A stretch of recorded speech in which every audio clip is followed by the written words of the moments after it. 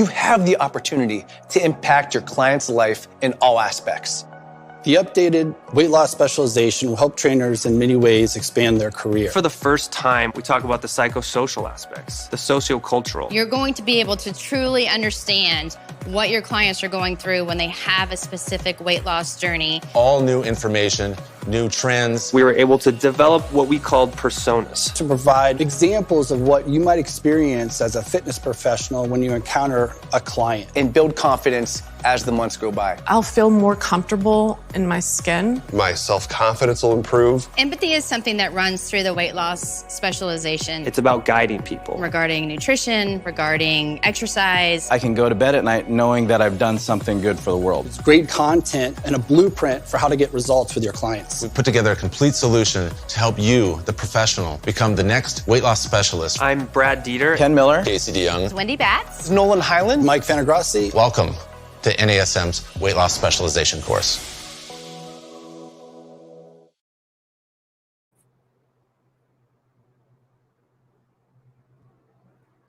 Hello, everyone. Happy Wednesday. Welcome to another episode of We Speak, where here on the AFAA channel, we discuss things related to our community as a group of group fitness instructors globally, not just focusing on program design or the technical stuff that we all focus on with queuing and such, but also our community. Who are we as a unified front, even though we are mostly virtual right now? So today we are going to be talking to the team. And so what I want to do is preface this by saying that much of our team is working full time or working during the day. So many of my colleagues I'm unable to speak with live all the time, but they are always here in our heart and always here to highlight and give us tips. But today, we're going to be talking with my good friend, Shalaine McLaughlin, who is one of our AFAA Master Instructors. And we are going to discuss her experience and also answer questions. We get questions all the time about what is a Master Instructor? What do we do? What does that mean? And we want to give you some background on what we've done, on who we are and what is our experience, and maybe help build that career path for folks who are interested in this as something they could do. So good morning, Shalaine. Good morning. Oh, wait. Well, it's afternoon for me. Afternoon. I'm in Florida. Never remember. I'm like 3 hours behind. So I was going to give all of your accolades, but I figured you could give them yourself and kind of just give folks a background of your experience here in the fitness industry. Well, the short and long of it is that I went from the gym floor, the trading floor to the gym floor. I worked in investment banking for 14 years in sales and had enough of that. Loved fitness. And could not figure out a way to transition full-time into fitness. However, I still had that passion for it and worked nonstop learning, keeping going. And eventually this became my full-time gig and I love it so much. Currently, I am starting my master's with Welcome. Thank you. I know you're also at Cal U, so I need to touch on about it. Cal U is a great online remote learning school. They also have an in-campus, but they are affiliated with NASM, and they do give credits if you have a CPT or a CES or PES kind of certifications. They give credits for those. So for me, this was a natural course to try to keep learning while I'm home. That's awesome. This year was a challenge, that's for sure. Right. You know, we have to constantly change with the times and go with the flow. Right. Especially when things are different, right? Right. Absolutely. Change is constant. We constantly are evolving as people, evolving as a country, evolving as an industry. So I think for me, it was a challenge to go into something that I don't feel so comfortable in. Absolutely. Especially, I get it. I mean, Shalaine and I talk a lot, and I can kind of share some of my experience here. I don't want to dampen her fire, of course, but you know, going back and doing something electronically without a classroom, without a lot of options of like touching, feeling, doing is difficult. But I was just speaking with another colleague about this being a time where we could really challenge ourselves in the wellness spectrum intellectually, because a lot of us don't have that opportunity to do that before. Now we're a captive audience. Like we have to sit here and figure out what we're going to do with our time being idle. And we can either be idle studying or idle reading or just idle watching TV, which I'm guilty of. So I'm applauding you for entering the same program as I am. What track did you, and not to put you on the spot, but like, I don't know what track you chose. Because I know how you can choose different tracks. Performance exercise. Awesome. So part of the challenging ourselves is constantly learning new things. And one of the things that I loved with AFAA is expanding my mind. So I started teaching group exercise 10 years ago, part-time, because I loved it. I started with Zumba. I love Zumba. And the thing that really brought me to a 360 in my career with fitness and made me think of myself as a fitness professional was when I started seeing people get hurt in my classes. And I would do an exercise that I would see at other places. People would do them in classes. I took martial arts. I took kickboxing, and we would do these like warm-ups with our knees. And it wasn't until I saw people getting hurt that I said, what am I doing? Am I doing something wrong? Is it me? I'm like, is it me? Did I do this to them? I'm trying to get them healthy. And how did I hurt them? So that was what drove me to go for my AFAA 2 years later. And I really picked AFAA because I loved the practical hands-on portion of it. And at the time, I researched all the different group exercise certifications, and I was like, I was really respected. I really love the fact that we can go and take live training. And at the time, 10 years later, I'm teaching it. It comes full circle. Sometimes it's still a dream come true, pinch myself, right? I know. And it's funny because, during this time, you would think many of us aren't flourishing or somebody's pushed the pause button. I think for many, I'm just going to speak for myself. I'm not going to brag, but I feel like I'm doing really well because I'm taking this as a chance to not only continue to pour into others' cups, but to pour into my own. Because I'm just like yourself. I've had about 10 years of experience. What's funny is I started with NASM. I've been an NASM trainer for over a decade. I'm the opposite. And full disclosure, I actually not only took, but I took the AFAA certification, the live workshop, just like yourself. Where was I? Near Orlando, because I was going to be a master instructor for another brand that I don't believe is current at the time. But in order to be a master instructor with them, I had to get an AFAA certification. So I was like, okay, let me do AFAA because I know they're the most accredited from what I've been told. So I kind of did things backwards. Well, it really opened my mind to the fact that we really should be modifying for the client. Right. Participant is key. It is the person that we are trying to keep safe, that we're trying to encourage. And learning body mechanics and the kinetic pain was eye-opening. A lot of times when we study something in a book, we don't get the ramifications of what are the three planes of motion, like big whoopity deal, right? What are we going to do with three planes of motion? It is how we can move safely and how we should train people to move, because that's how we move in everyday life. So it was interesting for me to go from that into group fitness. I was like, how am I supposed to go from focusing on one person, which is to me super easy. I can look at one person and focus on them versus a class. And I feel that's what we do as master instructors, is teach folks how to keep a team safe. I call my class a team safe, and give cues that will help apply to everyone to be inclusive. So it's interesting that you chose the performance, performance sports? Exercise. Performance exercise track. I don't know yet, because right now I'm still taking, I'm going to start with the general classes, and I'm going to do things a little bit differently because I don't have to rush and take my time. So the great thing about CalU is that you can take your credits, however many credits you want, and they charge you per credit. So you can literally just take one class a semester, and the next semester take another class. Right. And the point is, if I had started this 10 years ago, I would have had my exercise science, or even 5 years ago, my master's. Right.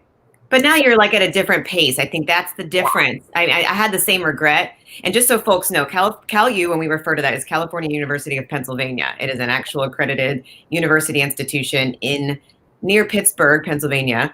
And I know I started the undergrad program 2019 because I wanted to continue my career as an educator in the fitness space, and decided to finally go back to school. I mean, no better time than while I have a little one. And then I decided to there's now an accelerated program that you can do, where you can do the bachelor's program and then accelerate into the master's program. So that's what I'm doing. Wow. And there's about, I'm going to say 8 to 10 different tracks you can choose. Ironically, I'm kind of the polar opposite, where I'm doing the nutrition track. Oh, great. You know what? That's totally perfect for you. I know, right? I love that for you. Yeah. I mean, a lot of folks know that I love talking about plant-based eating. I talked about it at Optima. So you can pick your track and then go along that track and find what works best for you. And then to Shalaine's point, you can choose to take one class at a time. I typically do the 4 classes every semester, but you take 2 every 8 weeks. So it's not like 4 at once, which I really like. You can take 2 at a time for 8 weeks, and then take 2 more for 8 more weeks. And then I'm still a full-time student. So COVID is just a place that's allowing us to focus on our intellect, especially when people ask me about being a master instructor. I'm like, you go from being the student to the instructor, right?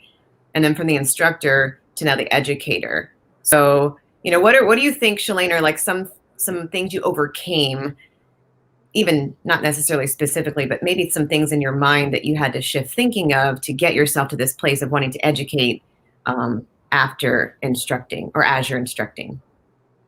So the hard part is to take the ego out of it, right? Mm-hmm. When I first started teaching Zumba, it was a totally different landscape. Mm-hmm. I taught in this gym. It was kind of downstairs. It was like this little dark room, but it was narrow and kind of like long, but we jam-packed it full of people. We had so many people that people would have to come in an hour early and line up and take numbers and line up. But then we would have to check people in. And when you have that kind of crowd and people are like screaming and you're in the front, you really feel like a rock star, right? You feel like it's about you. Like an entertaining show, right? But it's not. It really isn't. Right. And I really had to take a step back. And as I was progressing as an instructor, I really felt like I have to do more to keep people safe. Mm-hmm. Really, it's about the participant. It really isn't about me. Right. It's like, not just the show.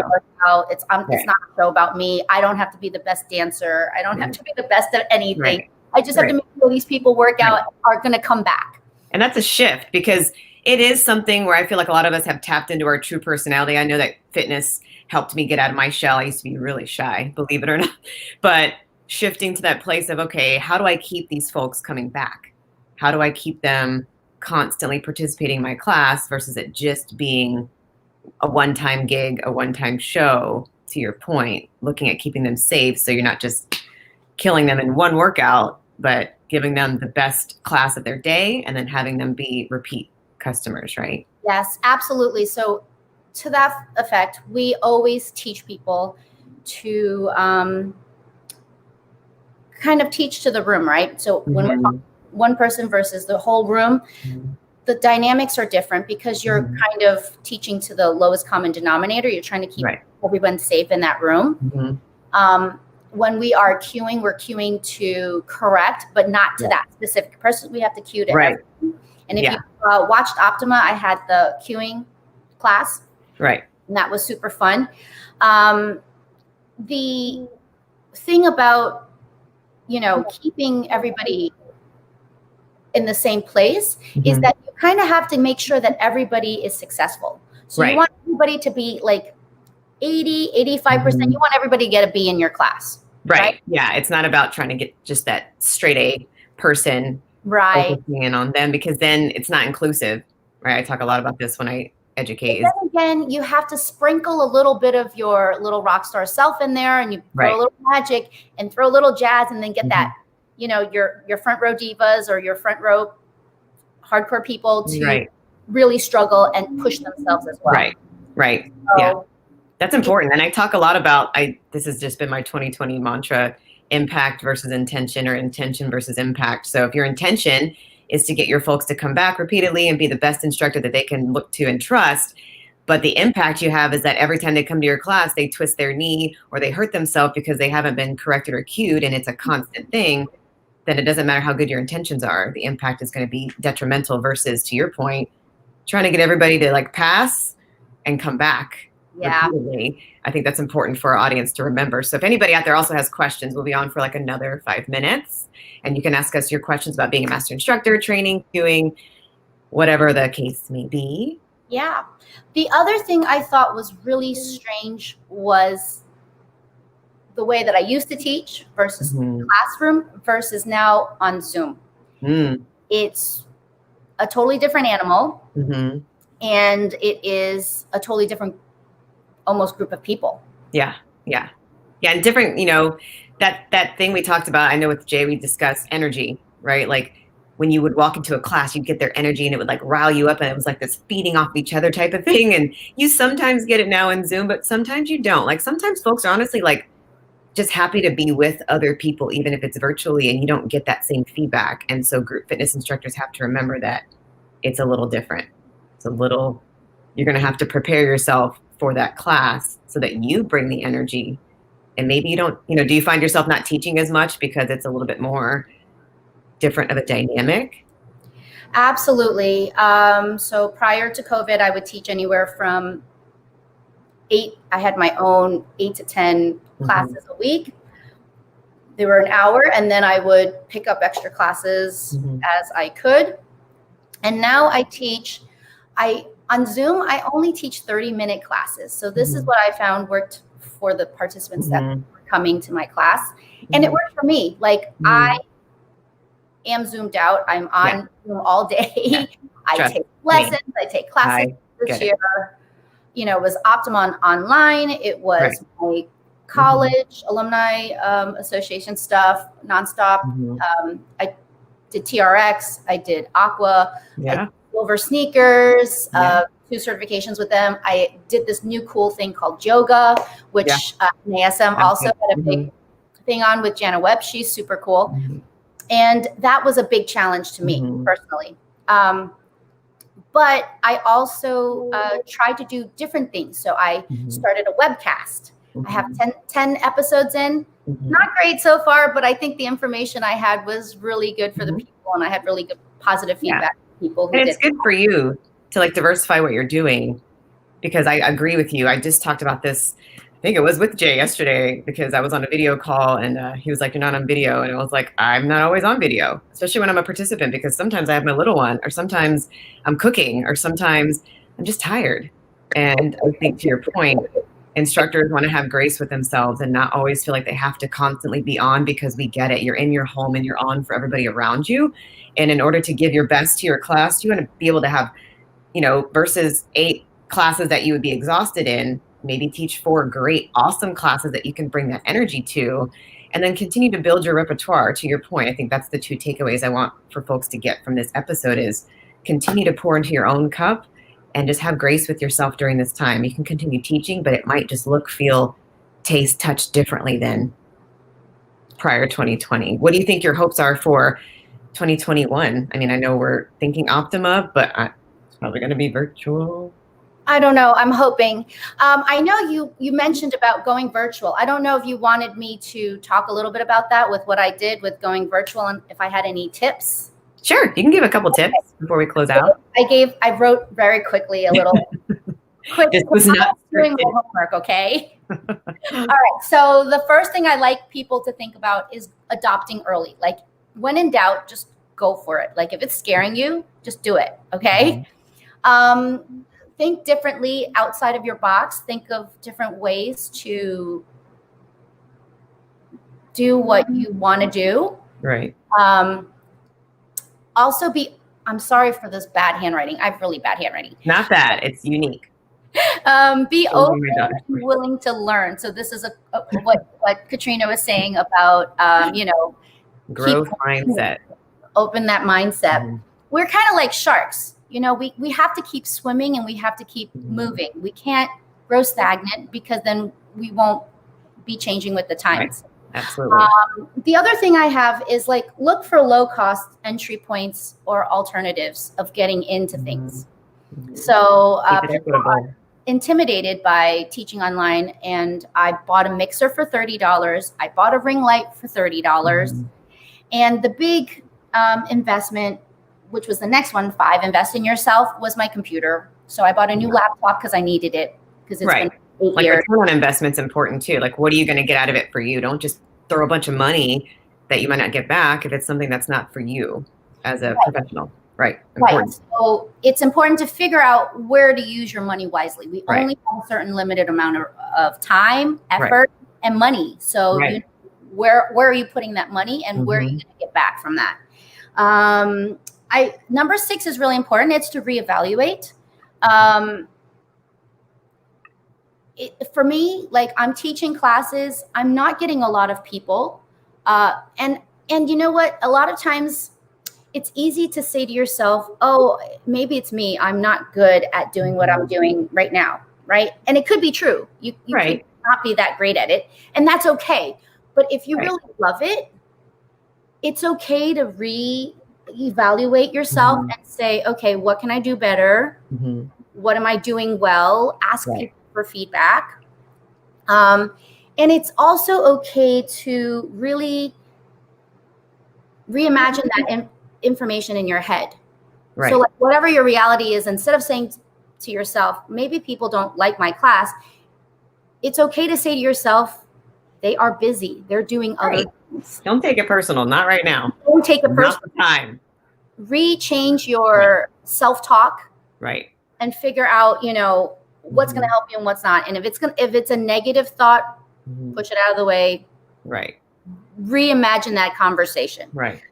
Be consistent. It's like nice to say to people, hey, I have free classes Monday, Wednesday, Friday at 10:30 for Zumba, which I do. You guys are welcome to come take my Zumba class. It's free.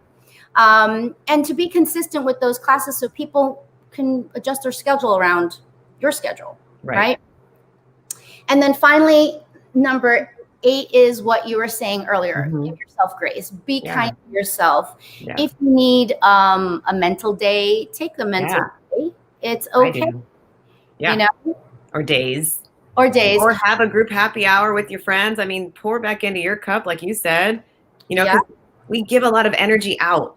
I always talk about being a wheelbarrow in life, and I feel like a lot of like busy moms and such understand what I'm talking about, but you're constantly like taking other people's loads on and then pouring back into them. But what about you and filling up your cup? So to your point, like, change your self-talk, give yourself time to take a course, to learn something for you, not for other people, for yourself. So that you can be your best for other people. You're in fitness because you're serving others. You don't do it for the money. We know that for real. So like, give yourself some slack for sure. For sure. Yeah. It's important to prioritize yourself and to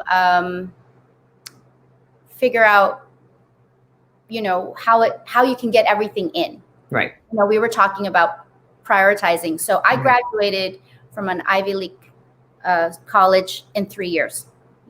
Let me tell you, I really learned how to pack everything in at the time. Do I have the mental capacity to do that now? No. Like, I don't. No. You know, and so I have to reevaluate myself and figure out, you know, what is worth my sanity? Is this a good investment of my time? Do I really need to watch that show? If it's a yes, then it's a yes. You know, like if sometimes you feel that you're so tired and you just want to take a nap. If you didn't sleep well the night before, then the answer is absolutely you should go take that nap. But if it is because you're tired and you don't want to do whatever and you're procrastinating, then no. The answer is go up and do whatever it is that you do. Like, just listen to your inner voice. And I think that's why I'm so proud of you. I mean, I'm not alone now. I have a ton, like my best friends in school. A lot of us are back in school, so I'm not alone. So I have a homework buddy. So thank you for going back to school. So I have another homework buddy, but I'm proud of you for taking that time and space to say, okay, I'm going to focus on me and my career and my education, because this is going to be invaluable even after all this is said and done and we're back to normal, it'll be something that I did and took this time for this year versus all the other things that could be distracting us this year. And it is just taking that first step. Mm-hmm. It is just going for it and figuring out how to make it happen. So for me, it's a tough year. I have one daughter in college, believe it or not, and I have another one going in the fall. So it's not a good time for us. My husband is about to pull out his hair going, what the hell are you doing? It's never a good time. Like it's always, I always tell my husband, like we're always going to have difficult. Yes. So what are we going to do? Just do it. Just figure out a way and make it happen. Right. And that step, just go for it. Absolutely. So I appreciate you joining me today. And if anybody in our audience, I know a lot of folks are working or it's an off schedule, so I totally get it. Have grace on yourself. If you want to comment later, we will definitely be checking in on the comments on the Facebook page, and this might possibly be over in Instagram as well. But we'll be here in the new year, back with We Speak. We, meaning me, I'm going to go on hiatus for the next 2 weeks and plan out some great content as we bring more from our team and from our community in towards this world of group fitness. And we hope that everyone has a great holiday time and has some time for themselves. Thank you, Shalaine, again for joining me today. And have a wonderful rest of your 2020.